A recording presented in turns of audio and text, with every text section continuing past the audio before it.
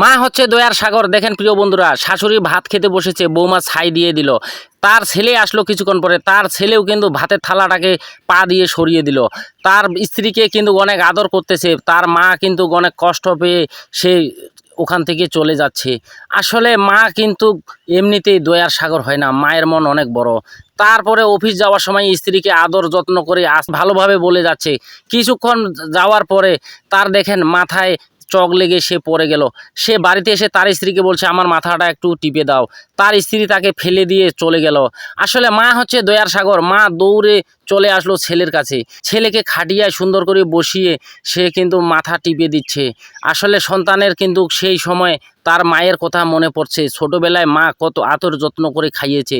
সেই কথা মনে পড়ার পরে সে নিজের মুখে গোবর লাগিয়ে দিয়ে সেই পাপের প্রায়শ্চিত্ত করছে। আর মায়ের পায়ের নিচে পড়ে মাকে বলছে, মা আমাকে ক্ষমা করে দাও, আমি তোমার মতো দয়ার সাগরকে আমি চিনতে পারিনি, মা তুমি আমাকে ক্ষমা করে দাও। তো এজন্যে কথায় বলে, মা হচ্ছে দয়ার সাগর। মায়ের মনটা অনেক বড়, মা সন্তানের উপর রাগ করে থাকতে পারে না। তাই মাকে ভালোবাসুন, মাকে সম্মান করুন।